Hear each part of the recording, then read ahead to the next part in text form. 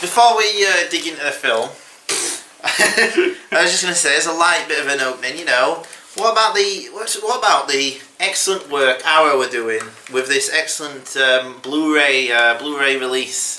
Oh, it's great, yeah. It's great. I mean, look at that poster for a start. I mean, this is easily the best version of a movie available at the moment. You get, it's a reversible sleeve, so you get the original poster. With a questionable six-pack, as you were saying. Yeah. There's a great little booklet as well, which takes a look at the movie, and it's filled with, like, essays and, like, nice pictures, and it's beautiful. Arrow are brilliant. I love Arrow. Yeah. They're almost as good as the Master of Cinema series. Master of Cinema is, like, pretentious art house stuff, and Arrow just tries to legitimise cult cinema, so I like them a lot. I love their recent Buckaroo Banzai release. Oh yeah. The Zardoz one doesn't disappoint. It's got some fun interviews. Yeah. It's got John Boorman trying to defend the film. Yeah. Which is good. It's got Ben Wheatley trying to say that the film is good as well. Yeah. And picture quality on this is truly excellent, isn't it? Stunning, isn't it? Yeah, yeah. And Arrow do sterling work. Yes. Sterling work. Because I was going to say, this will be our second time watching the film. And the first time was on the original DVD. And the DVD really didn't do it justice, did it? No, it was a shit original DVD. The film was bad. It made it look bad. It was obviously from a bad print. Stretched and awful. But the Blu-ray really brings the majesty of... So let us now praise Zardoz. Well, would you like to briefly describe the events of the film Zardoz? Do I have to? No, I suppose not really, no. Okay, right. So Zardoz is a... Let me start by saying Zardoz is one of my favourite So Bad It's Good films. Me as well. Probably my favourite. Yeah, it's frustrating and confusing, and every single scene is littered with a moment that goes, what? Yeah. Huh? Why? What's going on? It's up there for me with Buckaroo Banzai, The Room, and Buckaroo Banzai's not so bad, it's good. No, Buckaroo Banzai is a bad film. Oh, I don't care what anybody says, it's a bad film. Okay. The plot makes no sense, it's not very funny, the acting's lame, the script is lame, the plot's lame, but it's charming and it's fun and it's not very good. Okay. And the Dungeons and Dragons movie is another personal favourite. But yeah, so Zardoz concerns... Oh my god, right, it's a post-apocalyptic film. It's set in the year 2073. No, 2273, yeah. The human race is mostly extinct. A group of elite, rich aristocrats, the smartest, the cleverest people in the whole world, locked themselves off from the troubles of the world. They took all the knowledge with them and let all the people on the outside suffer. Yep. While the whole world fell into ruin. Now, they labelled themselves the elite. They pretend to be another form of humanity. Yeah. They pretended to be above everybody else, and they started to put together a utopian society with the help of a bizarre character called Arthur Frayne. Arthur Frayne. Who he was tasked with controlling the Outlands, where the people who were rejected from living in this utopian society lived, and he was tasked with controlling them. So he invents a Wizard of Oz-esque guise for himself as the benevolent overlord Zardoz. Who goes around the big head. Yeah, Zardoz actually doesn't feature in that film that much. No? Surprisingly, I forgot about that. Pretty much after the first half of the film, Zardoz is gone, really. Yeah. And he goes around in a giant head controlling the people who have been left behind through what they call the exterminators, who are like a group of selected hunters who go around hunting and killing these exiles. And Sean Connery is one of them, who plays the oh-so charismatic role of Zed. Zed. Now, this all seems pretty coherent, actually, from what I've described so far. Yeah. You know, but this is only based on a second viewing and much reading into the film. This isn't. You've not actually described the event in the film yet. This is all backstory. Oh, actually, it's all backstory. Yeah. Okay, right. So into this hugely complex mythology where you have to assume a lot of things. Yeah. Zed one day discovers the truth about the nature of the world, and stows away in the giant Zardoz head, and enters the vortex. Yeah. Where all the elite humans live. Yeah. And he soon causes chaos into this world because he's like a normal human, and they've forgotten what being a normal human's like because we've become cold, emotionless robots. Yeah. This scientist lady is tasked with investigating Zed and learning all they can about him, you know, about like his sexual reproduction and all that kind of jazz. Because they've forgotten that none of them can maintain erections. Yeah. Is a big thing in the film. Phallic imagery is quite prevalent in the film. It is. They've since they're immortal, there's no need for them to have children, so they've forgotten what sex is. They don't sleep either. They're just kind of weirdos and freaks. And they dole out punishment in the world by, instead of sentencing them to death or putting themselves in prison, they like take years off of them. Which I think is actually quite a clever idea. Yeah, that is a very good idea. I think that's quite a good idea. I have no problem with the ideas of the film. The ideas are good, yeah, which we want to get to. So instead of like doling out punishment in terms of prison or being, you know, sentenced to death, they take years off their lives, and since you're immortal, you've got to live with the fact that you're deteriorating, you're going crazy. And the ones who are basically completely like losing their mind and as old people go into a home and this for the rest of life there. So Zed slowly unravels the mysteries of the nature of this world and the lies which the whole world has been built around. Yep. And then the second half happens, and it descends into psychedelic madness with orgies and references to the Wizard of Oz. Yeah. And everything. And a bit where a man disappears into a crystal. Yeah. Yes. So, where do you begin talking about legendary 1974 film Zardoz? I mean, needless to say, the film is ambitious. Oh yeah. It's hugely ambitious, and I like the ideas. Yep. I like the themes. I like the whole idea that, like, you know, these people are immortal, so they're bored with their lives and they all basically hate each other, but, yep, you know, it's all very stuffy and all that kind of stuff.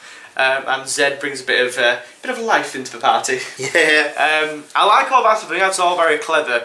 It's just executed wrong. That's definitely true. Every single possible department. The casting, the writing, the sets, the costumes, everything is done wrong. Yeah. Apart from, I think, the cinematography, which is very nice. It's very nice. There's some very nice shots. Yeah. There's some great scenes where all the Outlander people, the exiles, are all bashing on the glass, wanting to get into this paradise utopia, while all the other elite people are just kind of walking by about their lives, just ignoring them completely. That's great. Stuff like that is really clever. But yeah, pretty much everything else is awful. Yeah. And that's where the charm of the film comes. Well, I think the main thing to start on is the fact that Sean Connery wears a red nappy the whole way through the film. Apart from where he's wearing a wedding dress. Oh god, in a disturbing sequence. Yeah. What the hell is happening with Sean Connery in this film? He looks embarrassed. He looks embarrassed. And awkward. Yeah. I think he was signing on thinking it was going to be the next 2001. Yeah. And then saw they had a budget of like $1 million. $1 million, like 10% of 2001's budget. I was like, oh shit, I'm screwed. I'm screwed. I'm screwed. Yes. So yeah, I mean, he's not very good in the film. No. He's got no idea what he's doing. The direction he must have been given must have been so confusing and... Yeah. So John, how do you want me to act in this scene? Just walk towards the door. Yes, but how do I feel about doing that? You don't. Oh. Okay. Open up the door. Oh, sure. So there's nothing there. Well, my main problem with the film is that the ideas are good, but none of the human elements make any sense. No. Like, Zed as a character, like, has no personality or anything. Well, that's it. The problem is that you're dealing with a personalityless main character who quite willingly wants to rape a comatose woman. There's a lot of, like, misogyny in the film. A lot of rape. A lot of rape, yeah, a lot of violence towards women. A lot of unnecessary shots of boobs and... And those are just the bits I like. I'm here all night. I'm here all night, people. Yeah. Yeah, so our hero is personalityless. We don't know who he is. We don't get a sense of where he came from, what his backstory is. He's willing to rape a comatose woman. And then on the other side, you've got these cold, emotionless elite people. The only one I vaguely liked in the film was the arsehole guy. You know, the one that made him like cart around. Friend. Yeah, friend. Yeah, that guy. I liked him. He was alright. He had a bit of character. He had a bit of character. He was like the one who was going, oh, silly one, oh, I've been here forever. Oh, what a tragedy. Oh, I hate you all. I kind of liked him. He was alright. He was alright. He was the only with any kind of personality. Yeah. So when Zed's been shown around this world, he's forced to become like a servant while they're studying him. Yeah. So he helps this guy who looks like Roger Daltrey from The Who, like deliver green bread around the world, and they go visit the apathetics. Oh, the apathetics. That's actually what we call it in the film as well, the apathetics. I don't really get what they are. Are they just like people who become like completely emotionless? They're people who have lived so long, they've given up on anything. They've essentially become comatose. Apathetic. Yeah, so they've lived so long they just don't bother existing anymore. They just sort of like, you know, just do nothing all day. And there's a bizarre sequence later on in the film where they like drink Zed's sweat. That's weird. And then like they all become like sexually like aroused and they all start making out of each other. And then there's like a huge orgy where we like feel Sean Connery and... Yeah. Do you know who could have done this material really well? David Lynch. Yeah. Like the apathetics is like a Lynchian idea. That is, yeah. You feel like you're in a nightmare. Yeah. When you're watching the film. Especially the second half where there's no logic to anything that's happening at all. Yeah, that's it. Yeah. Yeah.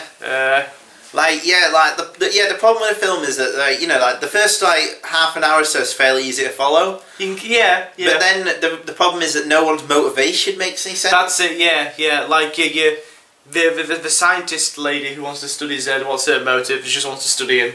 Yeah. And that's it. And then the woman who wants to kill Zed just wants to kill Zed because he's going to ruin the world. My main problem is, the one that's the worst example is, there's a bit where the woman played by Charlotte Rampling, she comes towards Zed with like the knife. Oh yeah. And she's like, I can't do it. There's no, I mean love, but it's like there's no reason why. That's it. It's never been shown why they'd be falling in love. All it needs is two scenes where Sean's like, because like I thought he was going to get together with a freckled woman. That would have made a lot more sense. Because they had in a film that's emotionless, they had some kind of emotional connection. They had that scene under the blanket where it almost like looked like they fucked. Yeah. And then that lady pulls a sheet back and she's like, I'm going to take 50 years from you for this bestiality. So I mean, the film it can be a little bit dull, a little bit dry in the middle. Yeah. But it is mostly hilarious at how bad the whole production is. Yeah. And it's wonderfully dated. Oh yeah. There's some really awkward costumes and some really awkward looking people in the background, just like stood there doing nothing. Stood there like just.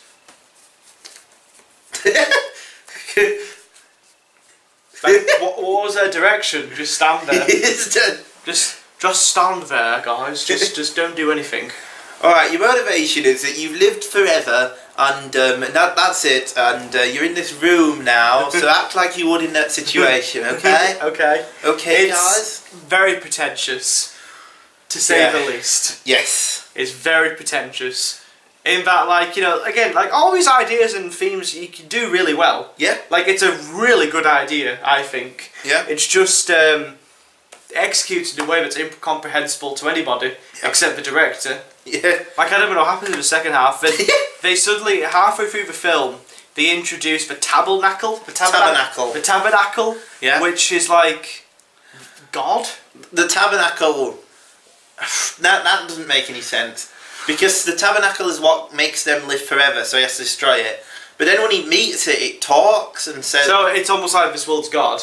And he even says to it, like, the thing says, I am God, and he says, that's a bit big-headed of you. Oh, yeah, that's it. Like, I'm all-seeing and all-knowing, what else can I be? But they made it, what's that? Yeah, they made the tabernacle. It's almost like, you know, a technology takes it, like in Terminator. Maybe like the tabernacle's taken over. The tabernacle-later. The tabernacle-later has taken over like these lives. I don't know. Yeah. I want to put a big shout out to the set that they used. It looked like they filmed it on some guy's farm in the middle of nowhere. Probably did. But they filmed it in Ireland, and like the big lake views is really nice. But yeah, it looks like they literally filmed it at some guy's stately home that has some stables nearby. It looks awful. Yes. It looks awful. Yeah. And then what's wonderful about the film though is all the little sequences, the little moments. Like the part where they're like aging the arsehole guy and they're all like going, oh. I love the scene where we're all trying to beat up Zed. We can't get to him because he's covered in the cling film. Oh, and then he breaks through and we're all like, that is so 70s. The way it goes like, yeah, slow mo. Or the scene where we're talking about like erections and we're trying to arouse Zed, and then Sean Connery's just like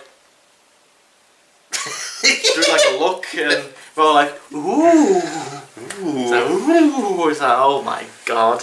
But like, he doesn't get aroused by like, the two naked women mud wrestling. I'm like, well, where that footage came from? I think John Boorman actually went out of his way to try and find that kind of thing. I think that was just something in John Boorman's basement. Yeah, definitely. Yeah. It's an intensely personal film. Yeah, that's it. Yeah. But then like he gets aroused by like, the lines of the music. I don't know. It's weird. It's a weird sequence. It is a very weird sequence. I don't get the green bread either. The green bread, that's just what they eat. Is it because it's like futuristic? It might be, yeah. So